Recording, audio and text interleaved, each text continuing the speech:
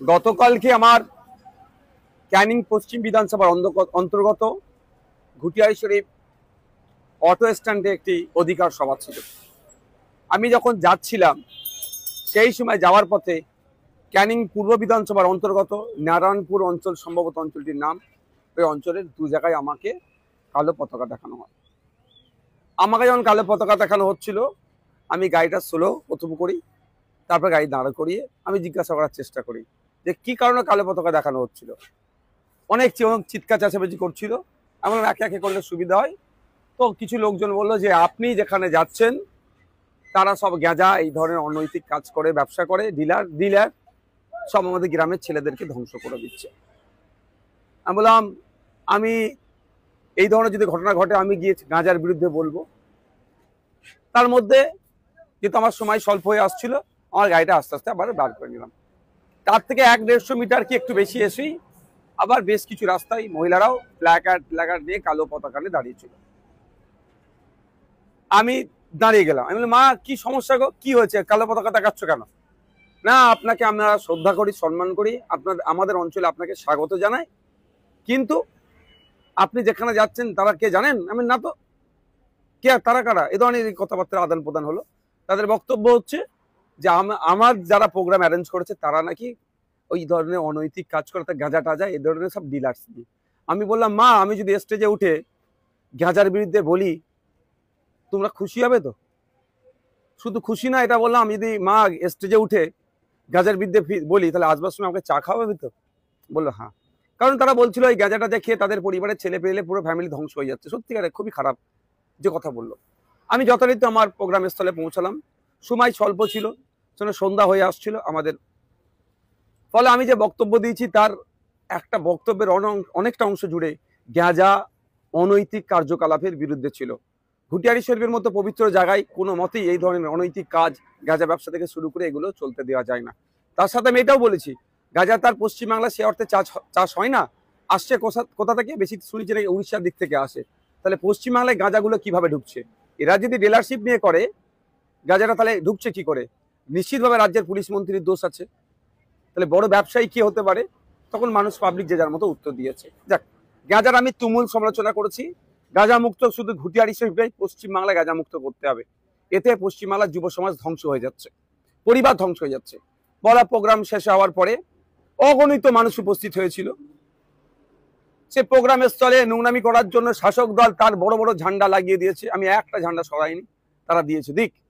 ফিরে আসবার সময় যেখানে আমি যে জায়গায় আমাকে মায়েরা দাঁড় করে পতাকা দেখাচ্ছিল, আমি সেখানে দাঁড়ালাম, চা খেলাম তাদের হাতে। যদি আমি কিন্তু গাড়ি থেকে নামিনি, গাড়ি থেকে চা খেলাম, তাদেরকে বললাম, তারা আমার কথাটা বুঝলো। তারা একটা কথা বলছিল, গাঁজা আর পাত্তার কথা বলেছি, আপনি গাঁজার কথা শুধু কেন বলেছে? কারণ আমি সত্যিকার অর্থে তাদের বললাম, বাবু আমি গাঁজা আর পাত্তার মধ্যে ডিফারেন্স জানতাম না, কি ব্যাপারটা বলো। ওরা একটু ব্যাপারটা বললাম, ঠিক আছে এরপর থেকে গাঁজা আর পাত্তার বিষয়ে বলবো। যাক, তারা কনভিন্সড হয়েছে।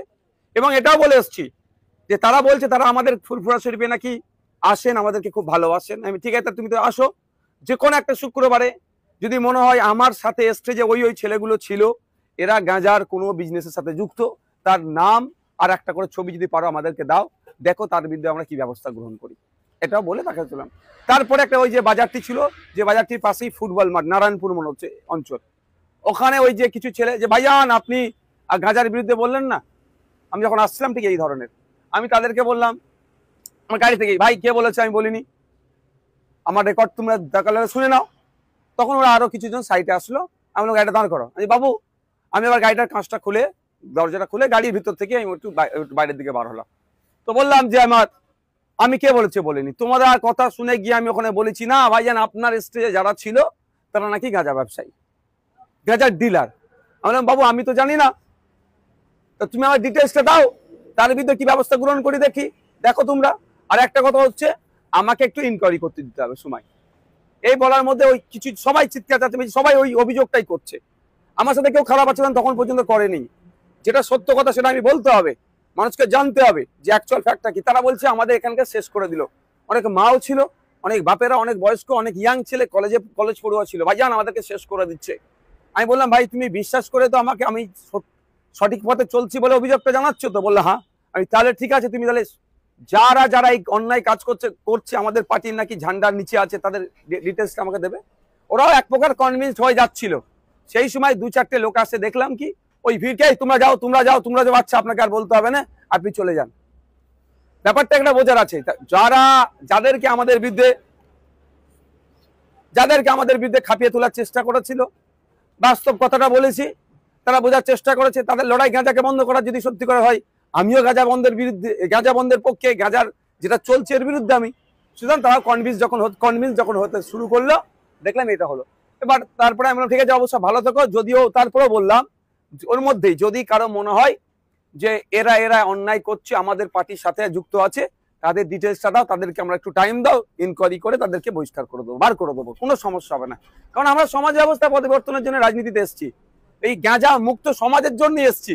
আর আমাদের ঝান্ডা ধরে গাঁজা তো বিক্রি করবে, তাহলে তাদেরকে কোনোদিন রাখতে পারি? বলার পরে আস্তে আস্তে আমরা আসছি। রাস্তা দু সাইডে প্রচুর লোকজন দাঁড়িয়ে আছে, ভালোবাসার মানুষও আছে, তৃণমূলেরও লোক থাকে। কারণ যখন আমি যাচ্ছিলাম, প্রথম যারা আমাকে কালো ঝান্ডা দেখাচ্ছিল, যে ঝান্ডা দেখাচ্ছে সে হাসছে, আমি তাকে বললাম বাবু হাসলে, এরম ভাই বললাম যে হাসলে আর বিপ্লব হয় না, তুই প্রতিবাদও করছে, হাসছে কেন? মুখ বিনা হাসিতে কালো ঝান্ডা দেখাও, সে হেসেই যাচ্ছে। আসবার সময় তার সাথে দেখা হয়েছে, তার হাতে ঝান্ডা ছিল না, তখনও হাসছিল। দেখা সব মানুষজন থাকে যেভাবে, তাকে আমাকে স্বাগত জানাবে বলুন, বা আমার প্রতিবাদের জন্য তারা দাঁড়িয়ে আছে, যেটা ভাষাই নেবেন। রাস্তার দু সাইডে প্রচুর লোকজন দাঁড়িয়েছিল। এবার আস্তে আস্তে তাদের হাত দেখাতে এসছি, কে কেমন আছে না আছে করতে করতে আসছি।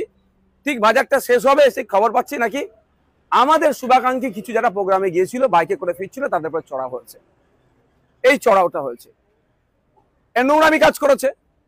এটা এবার যখন যারা আমাকে প্রথম বলছিল ভাইজান গাঁজা নিয়ে প্রতিবাদ করতে হবে, আপনি গাঁজাওয়ালাদের প্রোগ্রামে যাচ্ছেন, তারা আমার কাছে ছিল। আমি বললাম বাবু এটা কি হলো? তুমি আমাকে সঠিক দিশা দেখাচ্ছিলে, আর এই ধরনের অন্যায়টা কারা করলো? তখন ওরা সরাসরি বলছে ভাইজান এটা আমরা করিনি। তাহলে কারা করলো? ওটা কারা করলো? এখানে বুঝতে অবকাশ লাগছে না শওকত মোল্লা সাহেব, যে ক্যানিং পূর্বের মতো জায়গাতে মানুষ রাস্তার দুধারে ঢল নেমেছে। চন্দনেশ্বর থেকে শুরু করে, নারায়ণপুর থেকে শুরু করে বিভিন্ন জায়গায় ক্যানিং পশ্চিমের মানুষ, হাজার হাজার মানুষ রাস্তায় নামছে, আতঙ্কিত হয়ে গেছে বলে আমাদের কর্মীদের উপরে চড়া হয়েছে। দুর্ভাগ্য, সেখানে কিন্তু পুলিশের একটা অংশ ছিল। প্রথমে তারা নীরব দর্শকের ভূমিকা পালন করে, যখনই হয়েছে আমি আমার কর্মীকে মারবে, আমার ভালোবাসার মানুষকে মারবে, আমি তো চুপ করে থাকতে পারবো না, আমি গাড়িতে নিয়ে পড়েছি। পুলিশ এসে বলছে সাহেব আপনি গাড়িতে উঠুন, আপনি চলে যান। আমি কেন যাবো? আমি যাবোটা কেন? এইবার কিছু মানুষজন যারা কিন্তু ওখানে প্রতিবাদ, এই গাঁজা নিয়ে কথা বলেনি, তাদের মধ্যে, তারা নয়, অন্য কিছু মানুষ আপনি চলে যান, আপনি চলে যান, আপনি চলে যান, এই করছে। এটা বুঝতে হবে ব্যাপারটা। আমার ভালোবাসার মানুষ মার খাবে, আমি চলে যাব? এটা হতে পারে না। আমি দাঁড়িয়ে গেছি, পুলিশ এসে বলছে সাহেব আমরা দেখছি, কোনো অসুবিধা নেই, যতটুকু যা ঘটনা ঘটে গেছে আর কিছু হতে দেবো না, আমরা কথা দিচ্ছি, যারা কোনো অসুবিধা হবে না, আপনি যান। আমি পুলিশ যারা ছিলেন ওখানে দায়িত্বশীল, আমি বললাম, কিন্তু আমি এখান থেকে যাবার ছেলে নয়, কারণ আমার কর্মীকে আমার ভালোবাসার মানুষকে মার খাওয়ার আগে আমি দুঘা মার খাতে প্রস্তুত আছি। তারা আমাকে রিকোয়েস্ট করেছে, বা গ্রামের কিছু শুভবুদ্ধি সম্পন্ন মানুষ বললো যে ভাইজান, এবং যারা প্রথমে আমাকে বলছিলেন যে গাঁজা নিয়ে, গাঁজাওয়ালাদের প্রোগ্রামে আপনি যাচ্ছেন কেন, তারাও এসে গেছিল অনেকে কাছাকাছি, এসে ভাইজান আমরা দেখছি, আমরা এটা মর্মাহত, এরকমই ভাষায় বলেছে, আমরা মর্মাহত, এই কাজটা আমরা করতে চাইনি, কেউ মধ্যিখান থেকে করে দিয়েছে। এবার কেউ মধ্যিখান থেকে করে দিয়েছে সেটা হয়তো উনা বললো, আমি বলছি শওকত সাহেবের ঘনিষ্ঠ মানুষরা এই সুযোগটা নিয়েছে। তো এই অবস্থা হয়েছে। আমাকে আস্তে আস্তে আমরা বাড়ি আসলাম, আমি জাস্ট বাজারটা ক্রস করে আমি দাঁড়ালাম। আমাদের যে বাইক, যারা আমি পুরো খবর নিলাম ওখান থেকে, তাদের উপর আক্রমণ চালিয়েছে, তারা ওখান থেকে যতক্ষণ রেস্কিউ হয়েছে, আমি ওখানে অপেক্ষা করেছিলাম তাদেরকে তাদের বাড়ি পৌঁছাবার জন্য। আমি রাস্তা দেখিয়ে আমি বাড়ি এসেছি। এই হচ্ছে ঘটনা। ব্যাপারটা হচ্ছে, আমরা প্রশ্ন এখানে, অঞ্চলটার নাম কি? সম্ভবত নারায়ণপুর অঞ্চল। ওখানকার বিধায়ককে শওকত মোল্লা সাহেব, ওখানকার এমপি কে তৃণমূলের এমপি, ওখানকার প্রধানকে তৃণমূলের, ওখানকার জেলা পরিষদের সদস্যকে তৃণমূলের, ওখানে সমিতির সদস্যকে তৃণমূলের, ওখানকার নয় সারা রাজ্যের মুখ্যমন্ত্রী কি মমতা ব্যানার্জি। তাহলে গাঁজাটা বন্ধ করার দায়িত্ব কার? যদি প্রশ্ন আমার, যদি আইএসএফ এর ছত্রছায়া থেকে কেউ গাঁজা ডিলার করে, এইটাই তো সুযোগ শওকত সাহেবের কাছে, ওকে ধরে জেলের মধ্যে ভরে দেওয়া। তা করছে না কেন? মানুষকে এই ধরনের প্রোগ্রাম করাচ্ছে বা এই ধরনের প্রোগ্রাম করছে কেন? প্রশ্ন থেকে যাচ্ছে। যেখানের বিধায়ক শওকত সাহেব, তার এলাকায় গাঁজাতে গ্রাম শেষ হয়ে যাচ্ছে বলছে, অঞ্চল নাকি শেষ হয়ে যাচ্ছে, তাহলে গাঁজাটা ব্যবসাটা বন্ধ করতে পারছে না কেন? ওরা তো সরকারে আছে। এমনিতেই আমাদের কর্মীরা কিছু করে না। ভাঙড়ে রাজ্জাক্কা খুন হলো আইএসএফ এর নেতাদের নামে, চিৎকার চেঁচামেচি করে আইএসএফ এর নেতাদেরকে কিভাবে গ্রেফতার করতে হবে তার জন্য উঠে পড়ে লেগে গিয়েছিল। আর আইএসএফ এর কোনো ওনাদের কথা যদি কেউ গাঁজা বিক্রি করে, এই তো সুযোগ তাকে ধরে জেল খাটানো। সম্পূর্ণরূপে আইএসএফ কে সাথে আর রাজনৈতিক ভাবে পেরে উঠতে পারছে না। সাধারণ সরল সহজ মানুষকে ভুল বুঝিয়ে আমাদের বিরুদ্ধে খেপিয়ে তোলার চেষ্টা হচ্ছে। যখন সেই সহজ সরল মানুষটাকে তাদের ভাষায় আমি বুঝিয়ে দিচ্ছি, ওরা চাইছে গাঁজা বন্ধ হবে, নওশাদ সিদ্দিকীও চাইছে গাঁজা বন্ধ হোক। ওরা বলছে আপনি কেন গাঁজাওয়ালাদের প্রোগ্রামে গিয়েছেন? আমি বলছি গাঁজাওয়ালাদের প্রোগ্রামে কি আমি তো জানি না? আইএসএফ এর প্রোগ্রাম, কারা অ্যারেঞ্জ করেছে? আইএসএফ এর নেতৃত্বরা। তারপরেও বলেছি আমি স্টেজে উঠে গাঁজার বিরুদ্ধে কঠোরভাবে বলবো এবং স্টেজে উঠে কঠোরভাবে প্রতিবাদ করেছি। ঘুটিয়ারি শরীফের মতো পবিত্র জায়গাতে কোনোভাবে গাঁজা এই ধরনের অন্যায় কাজকে প্রশ্রয় দেওয়া যাবে না। সারা রাজ্যের ক্ষেত্রে বলেছি। তাহলে স্বাভাবিকভাবে ওরা আমাকে যে কথা বলেছিল আমি স্টেজে উঠে যে সে কথা বলেছি। আর একটা কথা কি থাকলো যে আপনার নাকি যারা অ্যারেঞ্জ করেছে তাদের মধ্যে কয়েকজন নাকি গাঁজার ডিলার, সেটাও বলেছি তাদের পার্টিকুলার যাও, আমি ইনকোয়ারি করে দেখবো, যদি হয় পার্টি থেকে বার করে দেবো। তাহলে সাধারণ মানুষ বলুন বা তৃণমূল যাদেরকে বুঝিয়ে নিয়ে এসেছিল বলুন, তারা আমার কথাতে তারা স্যাটিসফাইড হয়ে গেছে, আমার কথাতে তারা ভরসা পেয়েছে। যখনই ভরসা পাচ্ছে তখন তৃণমূল দেখছে আরে কি করতে গেলাম তার তো উল্টো হয়ে গেল, করতে গেলাম নওশাদ সিদ্দিকীর বিরুদ্ধে খাপিয়ে তুলবো, আবার নওশাদ সিদ্দিকী তাদের হাতে চা খাচ্ছে, নওশাদ সিদ্দিকীকে তারা চা খাওয়াচ্ছে কালো ঝান্ডা ছেড়ে দিয়ে। এই জন্যই তারা হয়তো পিছন দিক থেকে, আমি যখন পার হয়ে যাচ্ছিলাম আমার কিছু বাইক আরোহী শুভাকাঙ্ক্ষী যারা ছিল তাদের আক্রমণ চালিয়েছে। কাপুরুষরা পিছন দিক থেকে আক্রমণ করে, বীর পুরুষরা কাজ করে না, বীর পুরুষরা সামনে থেকে লড়াই করে। আমি আবারও বলছি ঘুরিয়ারি শরীফ না, সারা রাজ্যের গাঁজা বন্ধ করতে হবে। কোনোভাবে গাঁজা পশ্চিমবাংলায় চলবে না। আর পশ্চিমবাংলায় গাঁজা আসছে কেন? সব থেকে দায়ী মমতা ব্যানার্জি। মমতা ব্যানার্জি রাজ্যের মুখ্যমন্ত্রী, পুলিশ মন্ত্রী, সে টাকার পরেও কেন এলাকায় গাঁজা ঢুকবে? যদি এরা গাঁজা ডিলার হয় তাহলে গাঁজার তাহলে ওয়েস্ট বেঙ্গলের জন্য কে দায়িত্ব নিয়েছে গাঁজা সাপ্লাইয়ের? এই প্রশ্নটা আমি সাধারণ মানুষের উদ্দেশ্যে ছেড়ে দিলাম।